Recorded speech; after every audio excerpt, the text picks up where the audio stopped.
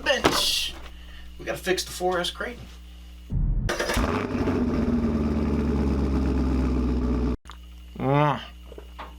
Gotta have it.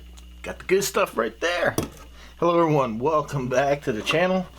That's right, if you remember, if you watched the video, the only 4S car I have to clear, the Valley of Doom. Something happened on landing. It started making a weird noise.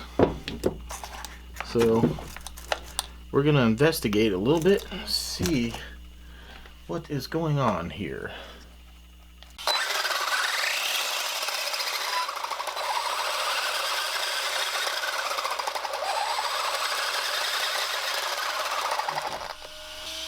So through process of elimination, I'm going to disconnect the front from the rear by removing this drive shaft and see if we still have that noise.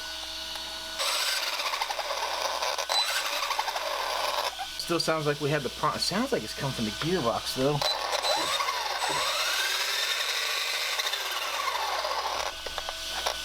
I'm not sure. What the heck? This is something else. I don't understand why I'm just a 4S.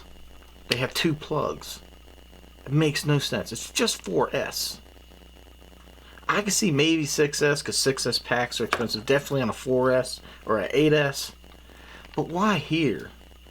I just have to research and figure out what to do with these telemetry wires. Do I just keep one in the telemetry works, or do I have to tie them together? Because the way I believe, in order to get telemetry to read on this DX5, I have to put the loop on the side with the ground. So if I did that and just took this positive and moved it over here, would that work? I don't know. I just got to do a little research on that, but I'm getting rid of it. That's way too much damn wiring. So I'm not liking this, but I'm going to just try to eliminate maybe these axles or something back here. I'm just going to disconnect them and see if we still get that noise. That'll eliminate anything with the back end bearings or anything like that here. So on this side, the lower control arm here, just use a set screw to hold a pin in place. Or not a set screw, just a little screw. So I'm just trying to make this as easy as possible, get this thing out of here. Everything feels good. I'm surprised there's actually a CVD in the rear. And oh wow, how the heck do you replace that? Oh, that's the actual rear differential. Wow. Well, replacing that's obviously going to be a real chore, isn't it? Well, this is going to be interesting.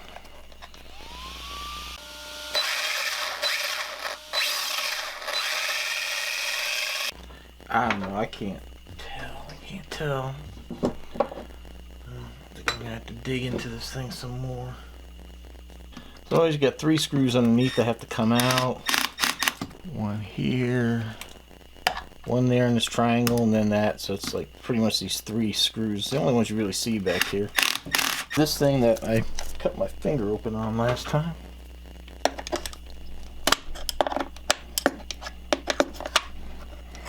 Little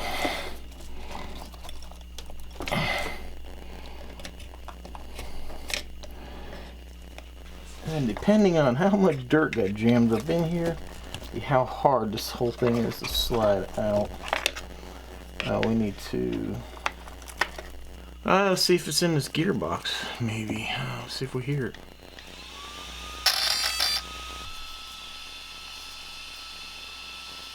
Just doesn't make any sense. Oh.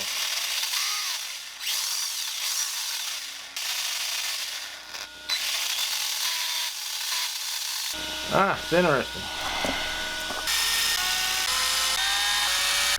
Alright. Now you'll see my biggest gripe with this car.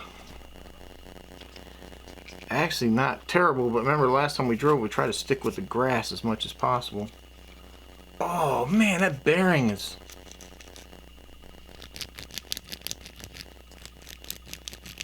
Yeah, the freaking bearing shot.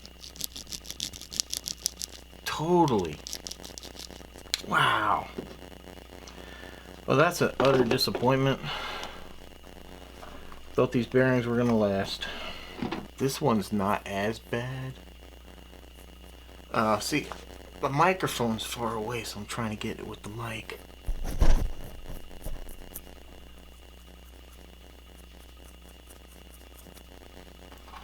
But this one here's...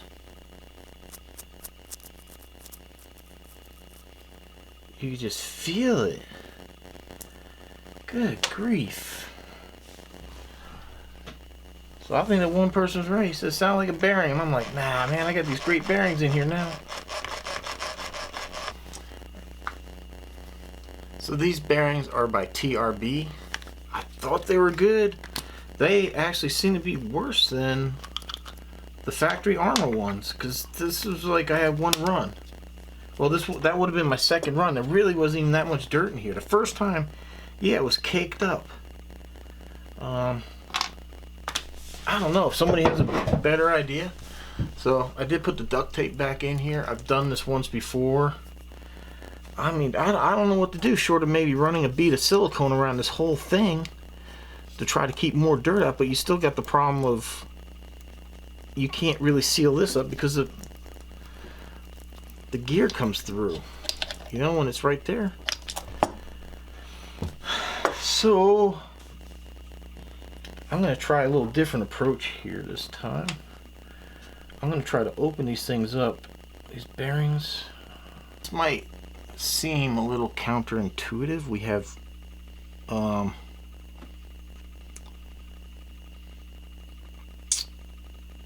dirt getting in here destroying stuff, but maybe it wasn't, maybe it's just the bearing itself seized up. I'm looking at the in here. It looks like it's a hard grease that's in here, so maybe just the bearing failed from revolutions. I mean, I've heard of some bearings actually coming like where you need to grease them. So we just pop these seals off and add a little oil in there. Got nothing to lose, I figure, right? This, if this fails again, I'll just contact Horizon and be like, hey, ate up some bearings. Maybe if I get them to warranty enough bearings, they'll fix this friggin' design. Because this is ridiculous, man. But this is kind of crazy. I really thought that this would be a better bearing. It would keep the dirt out. It had pretty good, and I've used these bearings before in something else. I can't remember. I think it was one of my Tamiyas. If you want a dynamite medium oil for motor and chassis ball bearings, you can find it in my Amazon store. All right, that is so. I don't know, man. I hope this works, man. I'm just really tired of having to come in here and tear this thing apart after every run. But I am glad I didn't blow like a center diff or something. I thought maybe, or not the center, I thought maybe I blew the differential on a hard landing or something like that. Something, or the spur pinion gear, something broke on landing. But this is actually pretty damn solid. It looks amazing. There's no wear marks in either.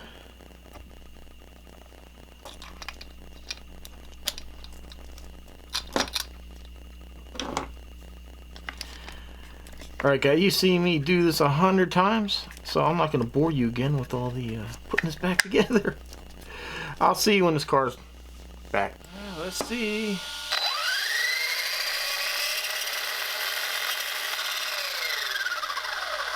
Yeah. You know, I really like this truck. It's been very durable. It's extremely fast for what it is. I don't know if I could recommend this thing to people. You know, I had to replace the drive shaft because the factory one was rubbing the motor. It's so close, and you know, this one here is showing a little sign of that, just a little bit. It's not flexing like the original plastic one, because that's a really piss poor design. Those plastic drive shafts, supported by a bearing. The sand getting in the gearbox is just utterly ridiculous. There's no excuse for that. That should be sealed or something. And then, like here, if you look at like the shafts right here, look, they make contact with the springs, and even this is like the shocks have a lot of play in them. This whole thing is slamming up and down, moving.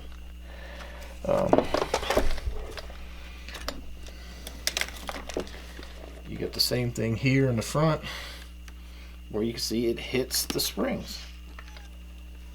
It's rubbing into the shocks at times, and this too.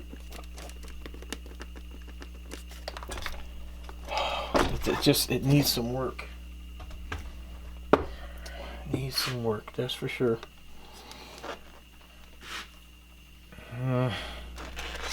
Well, it sounds to me, it sounds fixed, so it was that bearing. I really didn't think it would be a bearing making that noise, but honestly it was as crunchy as that thing was. I'm either gonna have to find a different brand of bearing, or just go to the extreme and seal this thing. Take some silicone and just look, there's a hole right here too on the top. I wonder, I don't know if there's any really helping this whole situation, because what happens is a lot of the dirt gets underneath and it'll still get into that spur gear and thrown in there. It's just, there's no way to really just keep it all from, I think even if I silicone that, it's still gonna, dirt's gonna get up. That's because you can't do anything, because that gear's sticking out the bottom. Oh boy. Well, everyone, I think we got this fixed. We'll get something else thrown on the bench next. I don't think you sit here and just watch me button this thing up, so I shall return.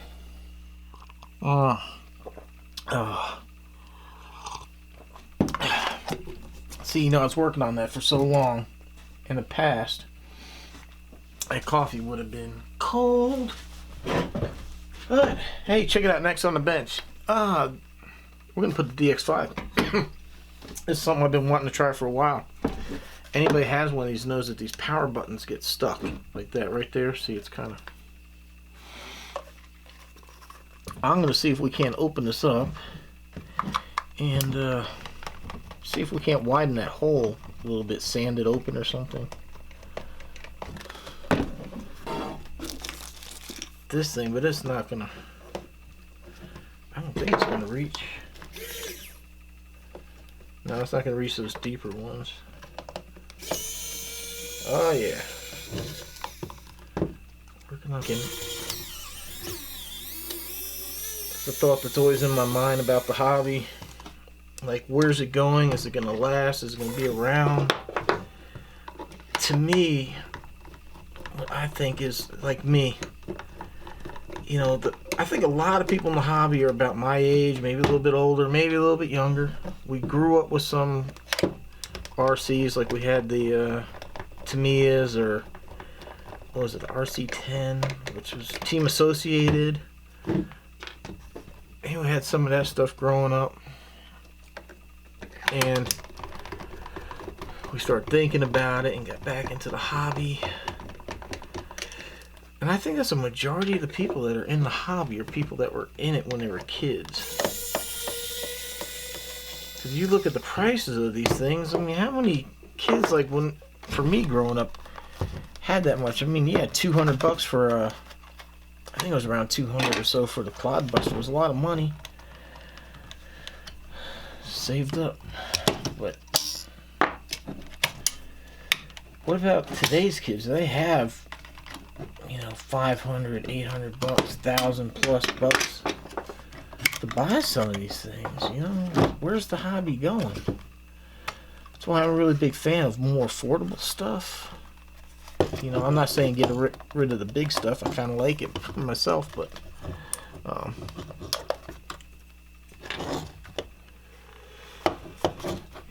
you know, is the hobby going to be around for the next generation? Are they going to even want to be into this? I got no idea how this comes apart. I'm pretty sure they don't want us to take it apart, because they'd probably be like, oh, send it in for repair.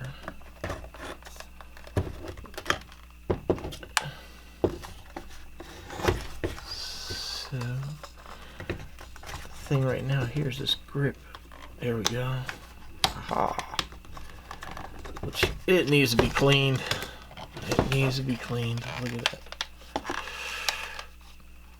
Ha ha ha. Look at that. So I'm putting it face down because all those buttons and stuff that are there. Golly, I hope I really don't regret trying this. I hope not. Something's holding this thing together.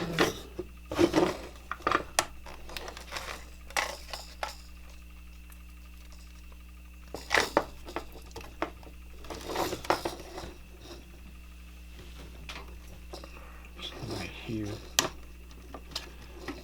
Okay. There's gotta be something to do with the screen now.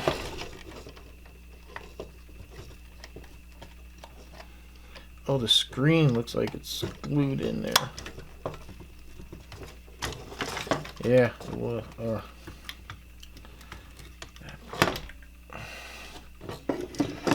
uh-oh. What did we just lose? What did we lose here? Okay, that button.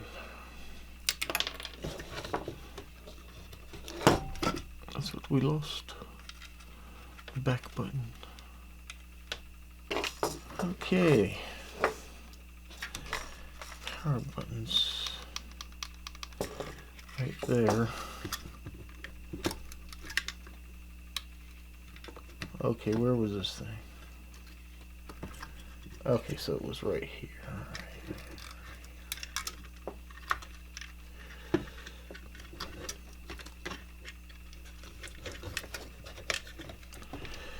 Here is said power button.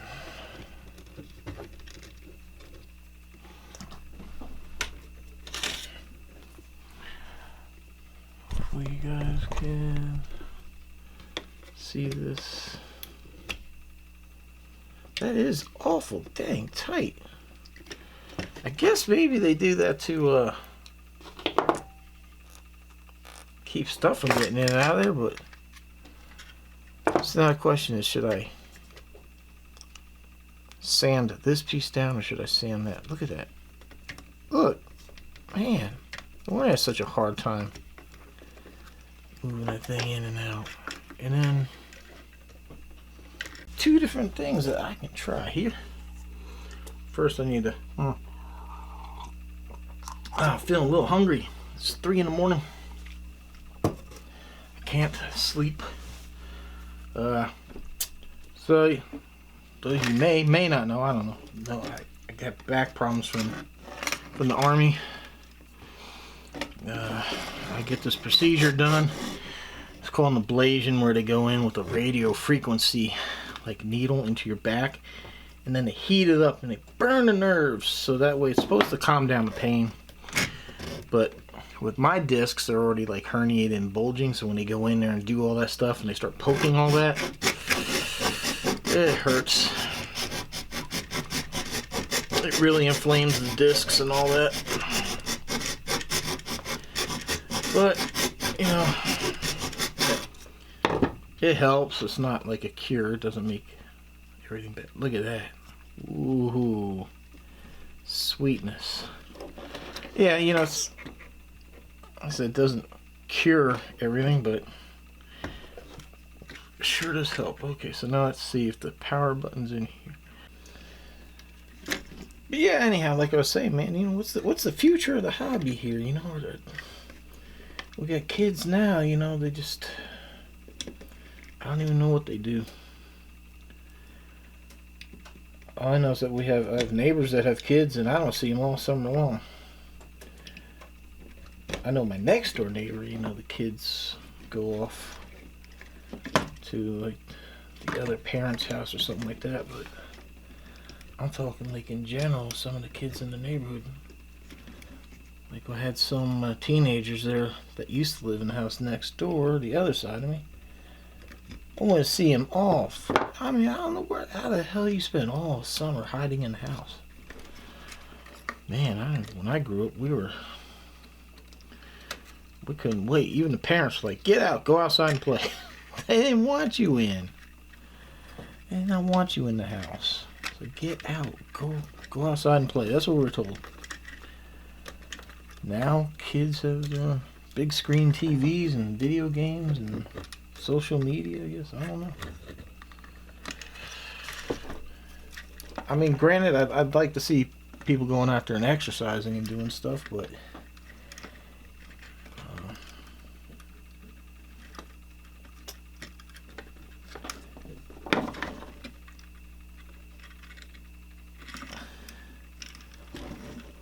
trying to figure how this goes. Okay, so I guess it just goes like, so the screen is actually bigger than what they show you right here, or what you get to see. So we got the antenna, gonna go back right there. Make sure that that's there. Battery tray, gotta go back.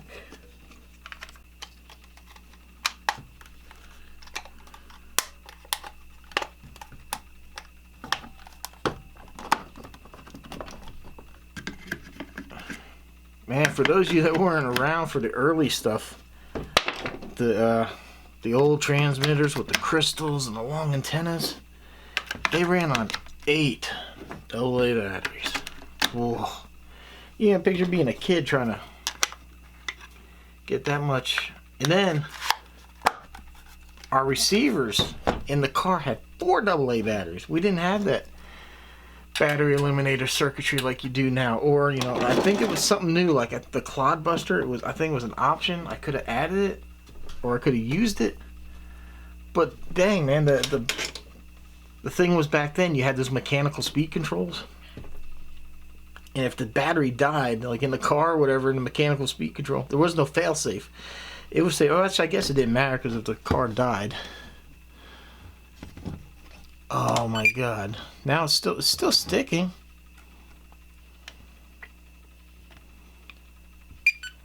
Just have to be careful on how I push it, because I got it probably sanded a little bit too much. But at least it's you know, not binding. Huh.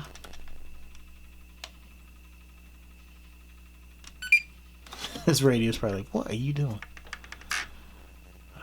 Look at that. Awesome. And I do give Horizon Hobby and all that credit. I lost this door when I bought the Pro Moto. I was so pissed. I had to use the stupid servo wire to do an update. And then I lost this door, and I contacted Horizon about it. I said, I lost the door. I can't find it online. Is there a part number? Can I order it? And they just mailed me a new one. They mailed me a door. So that was cool. And I think the new DX5 uses like USB-C. So they do listen. It may not come out like immediately. And I know a lot of people complain on this one, and I had the same complaint about the backlighting, that it's really hard to read the screen during the day because the screen's not backlit. Yeah, the new remote's backlit, but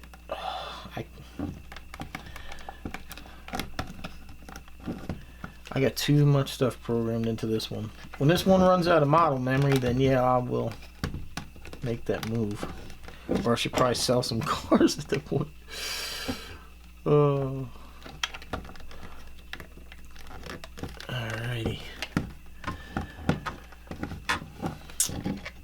Oh, that's what I was going to say too. I did it off camera. It was bugging me about the car still sounded just a little weird. The Kraton. So I did kind of, I got that diff to where it was opened up enough I could peek in there and look at the gears. without disassembling the whole car. And I could see the pinion and spur gear in there, and they look fine. So I was kind of worried, like maybe something was broken there, something was. I'm pretty sure there might be something else wrong with it, and I'm just not seeing it. I don't know. But run it till it breaks, I guess. Then you know what broke. Oh yeah. So this is a little bit of a hassle here. It's not. I guess it's not too bad. Just push it down in there with the screwdriver. There we go. Ah, good as new. Better than new, because now the button works. I do like this, man. I do like this. It's not going to show right now. Yeah, it's not going to show, but when the car's actually connected, you can see battery voltage, motor RPM, stuff like that. If you use the Spectrum Smart batteries, then you get to even see what each cell is and all that. So. And like this one here, you can actually set like what do you call it when you want to slow or speed up your exponential? Yeah, you can do exponential. Like when I was doing the speed running with the Vendetta, I added a whole lot of exponential to the steering to slow that stuff down, so that way it wouldn't be so twitchy. Other than that, I usually don't mess with the exponential, not unless it's on an airplane. Usually you kind of add a little bit to slow it down. That way when you're flying slow and it doesn't. There's something pretty cool, stuff that you get with this that you don't get with the other stuff.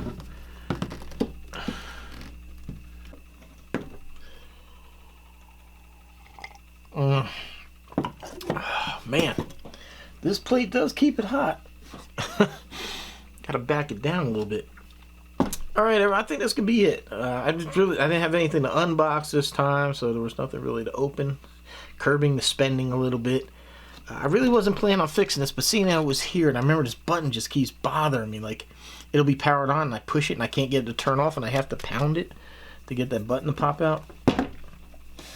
So I thought about that. The Kraton, maybe it's fixed, maybe not. I mean, like I said, it still sounds a little weird, but I don't think it's making that same sound. So maybe, I don't know, maybe I'm just paranoid about it, but that bearing was absolutely toast. Yeah, that bothers me. That really just bothers me about that design. Really does. But what are you gonna do? It gets to the point like I dread even using it at RC.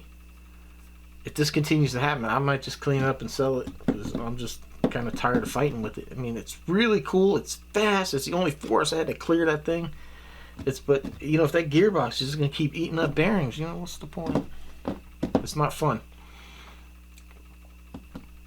Alright everyone, I hope you learned something. If you have a DX5 and you tune in for that, hopefully this helped you out.